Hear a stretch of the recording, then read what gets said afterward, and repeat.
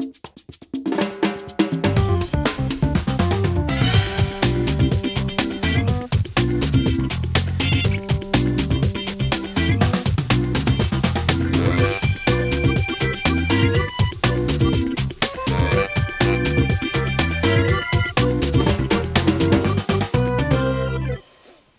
dia, boa tarde, boa noite, você que está aí conectado a mais um Da Cartola. Hoje, com o advogado das estrelas, Ricardo Breiterman. Tudo bem? Muito bom. O pessoal na imprensa te chama de advogado das estrelas. Te incomoda isso? Me incomoda porque eu sou um defensor de direitos humanos, um defensor da causa gay, da Comissão de Direito Homossexual da OAB, direitos autorais, eu sempre em causas que Rui Barbosa dizia, causas da humanidade. E eu gosto de fazer esse trabalho assistencial. Né? Então, e das estrelas porque eu fiz teatro há muito tempo. Maravilha. Então vamos descobrir hoje por que tem um pessoal que insiste em chamar o Ricardo de advogado das estrelas, mesmo ele não gostando, já fica o recado, ele não gosta. Bem-vindo ao Labotica da Jane. Não, isso aqui é um lugar mágico, isso aqui é um cantinho de sonho, lembra a infância, lembra teatro infantil, lembra Maria Clara Machado. Vamos nessa.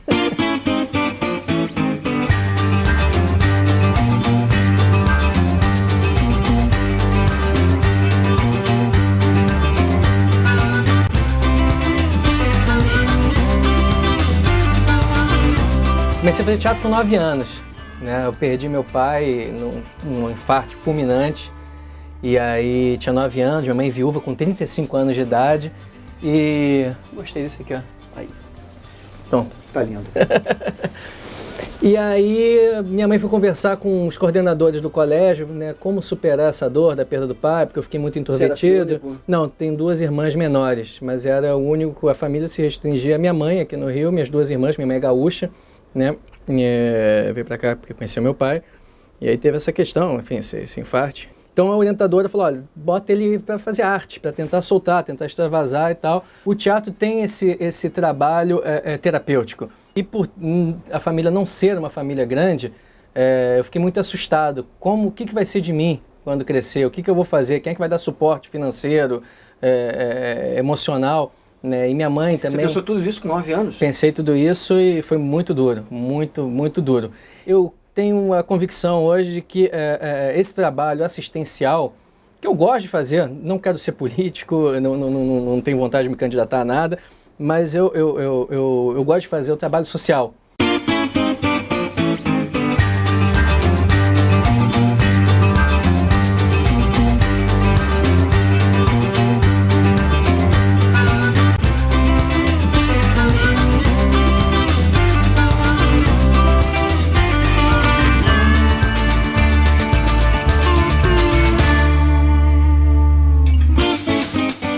Ricardo,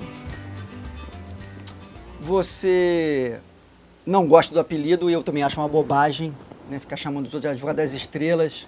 Às vezes fica parecendo que está querendo depreciar, tem um quesinho de depreciativo, né? Como se você não pudesse defender quem você quisesse. Mas você chegou a essa alcunha porque você acabou se envolvendo com o meio artístico, né?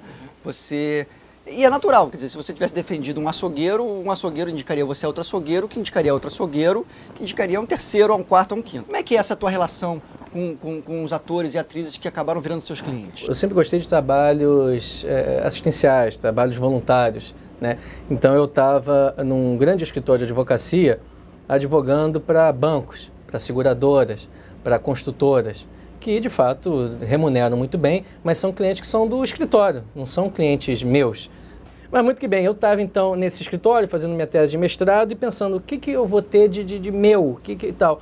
E aí eu olhei para a minha história e vi que desde os 9 anos de idade eu fui apaixonado, o teatro me salvou como pessoa, me salvou da minha dor, né, da perda de um pai, me fez aprender a conhecer textos teatrais, a interpretar romances, a interpretar a psicologia do ser humano. Tive a sorte de ter grandes professores, grandes mestres, e me bateu uma saudade. E eu comecei a ligar para esses amigos, né, que eu fiz dos 9 aos 20 anos, né, 11 anos de teatro. E a gente começou a sair e tal, e eu vi que os problemas da minha época de estudante de teatro, de ator, ainda existiam. né, como conseguir um patrocínio, como você fazer uma locação de um teatro, como fazer um espaço. Por exemplo, esse aqui é um espaço muito bonito, né? Como a gente pode transformar isso aqui num centro cultural, como conseguir um alvará, como chegar no corpo de bombeiros. Então, eu me coloquei à disposição de grupos de teatro para auxiliar. Até que o presidente da OAB me convidou, então, para ser presidente da Comissão de Direitos Autorais, Imateriais e Entretenimento da OAB. Então, quer dizer, foi uma construção. E eu acho que toda a história da gente vale a pena. Você não pode jogar fora parte da história que a gente teve. Mas é claro que, mais tarde, aqueles colegas, né, da infância que continuaram nas artes ganharam notoriedade, né, ganharam prestígio, ficaram famosos. E eu advogando para essa gente. Até não só em questões de direito autorais, mas questões imobiliárias, na compra e venda de um imóvel, orientando a legalização de um teatro que um virou proprietário, a parte trabalhista, quando alguém faz um investimento e tem que ter empregados e tal. Então, eu já era uma pessoa de confiança e já era uma pessoa do meio do círculo dele. A Carolina foi sua primeira cliente? Olha, que a primeira cliente notória foi... Sim, estamos falando de clientes famosos, clientes famosos. Eu já fazia um trabalho com o pessoal do teatro. Não, na verdade, o primeiro cliente, mas não chegou a ter uma causa, foi um contrato que eu fiz, foi o Tarcísio Meira. O que virou briga, efetivamente, a causa judicial... Foi a Carolina. Foi a Carolina. Então vamos só relembrar aqui rapidinho. A Carolina, naquela época, início da década de 2000, né, o programa Pânico na TV, ainda na Rede TV, tinha um quadro As Sandálias da Humildade. Era até divertido, mas os caras encheram o saco do Jô Soares, encheram o saco do Clodovil. Eu não estava afim de brincar, entendeu? Eles não estavam afim de brincar. E os caras ficavam lá.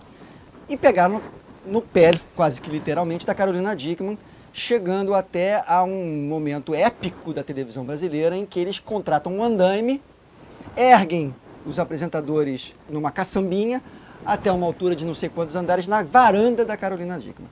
Aquilo talvez tenha sido o momento de ruptura, né? Como é que foi essa tua intermediação? Me conta um pouco esse caso aí, essa historinha. Algumas pessoas já estavam incomodadas com a abordagem agressiva que o programa estava fazendo, né? Eles se defendiam dizendo que era liberdade de expressão, liberdade de imprensa, mas todo direito ele não é absoluto, nenhum direito é absoluto, né? A liberdade de expressão não pode ser usada sem um limite. Eu não posso, por exemplo, num cinema lotado, gritar "Fogo!" e causar pega ladrão e apontar, usar a liberdade de expressão, né? Então ela tem um limite. E também a liberdade de expressão, a orientação que eu dei, inclusive, foi nesse sentido. Eu falei, olha, eles estão ainda dentro da brincadeira que eles estão movendo, embora uma brincadeira agressiva, uma brincadeira que achincalha, uma brincadeira que humilha, que apequena quem está do outro lado, eles ainda estão na fronteira entre o ânimos jocante, que é o ânimos de fazer piada, né, e o ânimos injuriante, o ânimos de injuriar. E eu falava, calma, espera que quando a gente juntar um material grande de abordagem, falava isso para Carolina. Ela queria processar logo. Ela queria. E eu falava, olha, também não tem como processar, porque a gente não tem nenhum precedente na história do Brasil depois da Constituição de 88 que autorizasse a censura prévia. Não tinha. Ou seja, você, mesmo sabendo que hoje à noite alguém vai falar que eu sou traficante, eu sei disso agora, às 4 da tarde, eu não posso ir ao judiciário e falar, olha, não, eu não podia, né? Tira isso do ar. Não, você vai esperar ir ao ar e depois você vai ter que provar a sua inocência, né? Isso causa umas distorções bastante grandes. Bom, e ela queria então entrar com a ação e eu falava, olha, se a gente não conseguir uma liminar que impeça ele de se aproximar de você, a brincadeira vai triplicar. Então vamos esperar ter mais material, mais tentativas de assédio a você, e aí sim a gente vai mostrar, excelência, não foi uma, não foi duas, não foi três, mas foi 50 vezes. E foi esse momento do andaime que você... Então, aí ela vinha me ligando, eles foram na loja que ela tinha, num shopping, eles foram nas festas, eles foram, estavam assim, estava ficando agressivo, a gente foi juntando em CD, né, os programas, e finalmente, você falou até que foi um momento épico da televisão brasileira, não foi. Por quê? Porque a gente não deixou ao ar. Não foi ao ar. Não foi ao ar. né? O que aconteceu? Eles então, a Carolina me liga chorando, eles botaram um andaime em frente à casa, foi assim, foi o extremo da invasão, realmente de privacidade, quase eu posso considerar que é uma invasão de domicílio. Então essa caçamba aqui estava o Vesgo e o Silvio Santos, eles estavam com o microfone aqui, o câmera estava aqui na rua e estavam chamando. A nossa querida atriz, ela mora no 14º andar. Tá perto. E volto a falar. Esse quadro é invasivo? É, do mesmo jeito que o paparazzo também pega os caras, certo? Vocês ganharam a causa da Carolina e o Pânico ficou impedido de exibir. O Pânico ficou impedido de se exibir. aproximar Essa dela. causa foi em todas as instâncias do judiciário, nunca mais se aproximaram dela, e depois outras pessoas entraram, como a Preta Gil e tal, representando a Preta Gil, eles nunca mais se aproximaram, a Luana Piovani também nunca mais se aproximaram. E isso, acho que isso estabeleceu como é que a gente fala? Precedente. Um precedente, uma jurisprudência. Sim. E aí usei o argumento do abuso do direito. Ou seja, você tem direito de tocar instrumento musical na sua casa? Tem. Mas se você começar a tocar ele muito alto, você está abusando do seu direito. Ainda que eles tivessem direito de entrevistar uma personalidade pública, né, tem direito sim, mas quando eles abusam, fazem isso de forma tão ostensiva, criando um constrangimento ilegal, como é o caso. O que é o constrangimento legal? É o assédio tão forte que faz com que você tenha que mudar o seu roteiro, o seu hábito, né, a sua direção. Então o argumento foi esse, para sair da acusação deles de que eu estava cerceando a liberdade de expressão. Então os atores e atrizes e artistas estavam à mercê desse assédio indesejado. Ah, sim.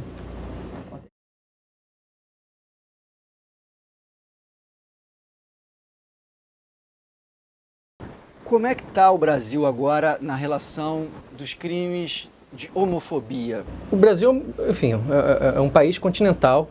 A gente tem diversas abordagens, né, diferentes abordagens no Brasil todo. Mas a nossa lei, ela existe, ela é moderna comparada com os outros países?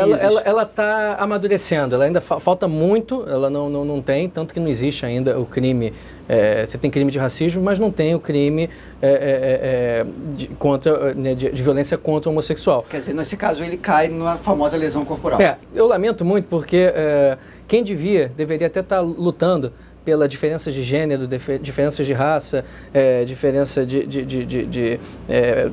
os direitos dos deficientes físicos e tal, é a nossa Comissão de Direitos Humanos lá do Congresso. Só que ela é presidida por um sujeito que é nitidamente preconceituoso. Nosso famoso Marco Feliciano, um equívoco. É um equívoco. Né? Então, se você perguntar como o Brasil está péssimo. Existe um argumento que eu acho muito ruim, fraco, e a gente deve repudiar, né, que é o seguinte: por que a agressão a um homossexual vai ter uma pena maior do que uma agressão a um heterossexual? Isso é muito dito pelo Jair Bolsonaro, inclusive, né? Ele tem essa tese. E a resposta é muito simples. Quando um hétero briga com outro hétero, a motivação não é a sexualidade, né? E quando um homossexual é agredido sem justificativa nenhuma, só pelo fato dele ser homossexual, é um crime de ódio. Crime que tem ódio por trás, nenhum motivo, não é rixa de dinheiro, não é rixa afetiva de mulher, é crime de ódio. O crime de ódio, que é aquele sem motivo nenhum, ele deve ser penalizado de forma diferente. Acaba sendo um crime contra a humanidade. E o crime de ódio existe quando eu bato num paraplégico ou alguém que não tem a mesma cor que eu, pelo simples fato de ele ser diferente. Então, eu não posso ter presidindo a Comissão de Direitos Humanos um elemento que distingue pessoas. Olha, aquele cidadão ele não pode ter direito a isso, os direitos dele são limitados por conta da sexualidade dele, ou por conta da cor dele, ou por conta da religião dele. Ricardo, eu tenho assim um certo problema ideológico com os advogados. Porque eu tento acompanhar um pensamento de vocês, que é uma máxima de vocês, que é todo mundo merece defesa. O advogado, ele consegue ter eu não sei como é que vocês fazem, essa limpeza de ideologias e vocês conseguem defender todos os lados. Ou seja, o advogado pega qualquer causa. Eu não advogaria, enfim, para alguém que eu me sentisse mal, mas eu já defendi causas onde meu cliente estava absolutamente errado. Absolutamente errado. E por que você defendeu essa causa? Vamos lá, minha cliente era uma moça que fez veterinária, a vida inteira gostou de animais. montou então uma pet shop, investiu dinheiro, tal. Com 3 meses da pet shop aberta, um poodle fugiu e ele foi atropelado e morreu. A autora da ação, a dona do poodle, ajuizou uma ação, sem antes tentar acordo, sem antes tentar nada, pedindo 100 mil reais de dano moral, mais tudo que ela gastou com o poodle, enfim, a conta daria, chegava a uns 500 mil reais por conta do poodle. Tudo que ela gastou de alimentação, corrigiu, de vacina, corrigiu, de tratamento e tal. Mas, por outro lado, 500 mil falia com a empresa, né? Foi o que eu falei. Não houve dolo, a intenção, a vontade de matar o poodle. Então a sua cliente não estava tão errada assim. Não, estava porque ela não podia deixar a porta aberta. E acabou que a sentença foi 6 mil reais. O valor de um novo cachorrinho. Claro que tem dano moral, mas a pessoa, ao pleitear, porque os advogados cometem erros gravíssimos. Né? Você me procura, eu ganho a sua causa. Né? Você vem, Ricardo, deixa eu te dar um abraço. Falei, olha, não é a mim que você tem que abraçar, é o advogado outra parte que errou. Entendeu? Porque a questão não é só você ter o bom direito, é como você coloca esse direito numa petição atendendo aos requisitos do processo civil. Se você esquece, se você bota o nome de uma pessoa errada, se você perde um prazo, se você não paga as custas que são devidas, você tem todas as regras do jogo, né? O processo civil é como se fosse um jogo, né? E você perde a causa. Então, muitas vezes, o Ministério Público ele erra numa acusação. Então, o sujeito cometeu o crime, mas perdeu o prazo e o réu foi solto. Às vezes parece que não está em jogo a lei e a justiça, ou seja, o que é a justiça? Se ambas as partes tivessem saído satisfeitas, teria sido feito justiça. Agora, voltando um pouquinho lá para o nosso assunto, que envolve as celebridades, os artistas, né? Que agora a Carolina Dickmann, aliás, merece o nome da lei, porque ela já, vamos dizer assim, sofreu bastante com essa questão da invasão da privacidade, né? Nesse caso, temos aí um outro cliente seu, que é o Murilo Rosa. Né? O Murilo Rosa também teve a mesma situação parecida, fotos pessoais. Nesse caso, será que até precisa dessa lei Carolina Dickmann, ou isso é pura crime de extorsão, crime de chantagem? A intimidade e a privacidade passou a ser, com a necessidade de conteúdos para as novas mídias, né? Mídia digital, celular, internet, tablets e tal, falta conteúdo. Mas a gente vê que o conteúdo que está sendo consumido pela população é o pior. Né? Hoje em dia, qual é o programa que mais tem ibope nas televisões? São os reality shows. São aqueles onde você vende o quê?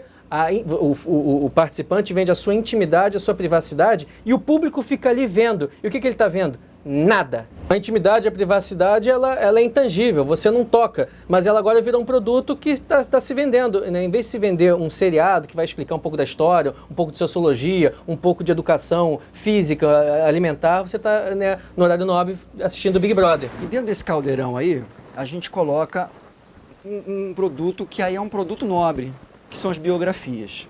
Né? A gente está vivendo um momento de amplo debate que, de repente, pegou fogo, né?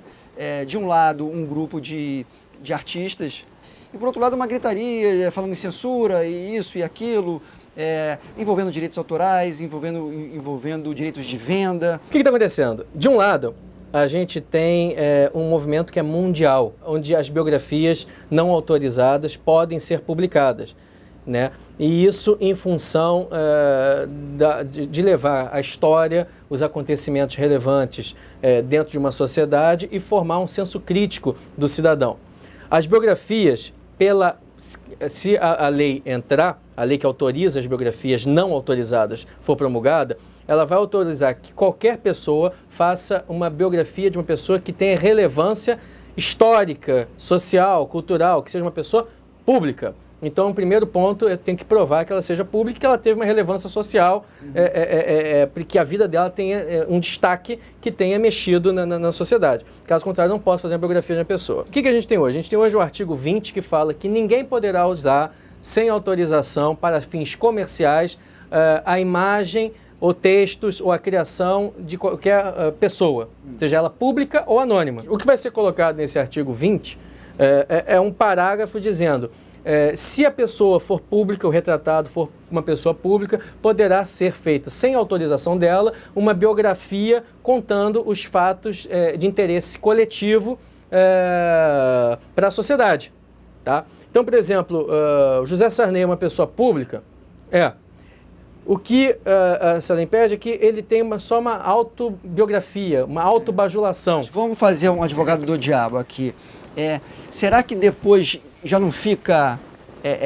morre o homem, fica a fama? Será que não tem um monte de gente por aí que acha a Carolina Dickmann uma depravada mesmo? Mas isso é uma mentira. A pessoa vai... Não, estou perguntando para você. Será que não tem por aí, mesmo com ela tendo ganho a causa? Estou fazendo agora, colocando no outro lado. Quer dizer, de repente o cara escreve uma coisa sobre o Caetano, que não é verdade, e fica para sempre essa história. O que acontece é o seguinte, primeiro, a biografia nada mais é do que uma compilação num único livro de tudo aquilo que foi dito da vida do sujeito na imprensa. Né? Então já tornou-se público. Eu não posso dar publicidade a algo que é vexatório, que não seja de interesse público. O sujeito tem herpes genital e o médico dele me disse: que interesse público tem isso? Nenhum. Um professor meu que é contra a minha opinião, aliás, ele é o meu mestre, né, contra a opinião, ele falou o seguinte: mas vem cá, se Mozart, ele tinha um inimigo declarado, Salieri, né? E se Salieri então escreve minha biografia... Aliás, você tá a cara do Mozart, agora eu vi Mozart aqui. Não, pô, quem desse tivesse a genialidade dele, né?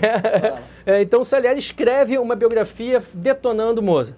Então Mozart vai ser obrigado a parar de compor para se defender. Só que Mozart vai morrer cedo. Mozart não tem tempo de parar, e nem a gente quer que ele pare de compor, né? Então, isso é uma questão, né? A gente vai ter que torcer para que outras pessoas escrevam a biografia. E o mercado, ele é sofisticado a ponto de deletar, jogar fora, né, de não prestigiar uma biografia que não é feita com apuração de detalhes, com indicação das fontes e tal, em detrimento de uma biografia que é bem feita. Então, então a sugestão é que o mercado meio que se autorregule. Se autorregula. Vamos ver no que dá. Dá em arte. Eu acho que a arte salva. Ricardo Breitermann, se você gostou, dá um favorito aí. Se você gostou, se inscreve, compartilha essa entrevista. E para fechar, além de tudo isso que o Ricardo contou que ele faz, ele também está aprendendo gaita. Ele já é um gaitista, mas agora ele comprou uma nova gaita e trouxe a gaita aqui. Nós vamos levar um som. Não sei se vocês viram até agora. Eu estou sentado, o entrevistador está sentado num carrom. Nós vamos levar um sonzinho aqui para fechar essa entrevista. Um abraço. Tchau. Ricardo Breitermann.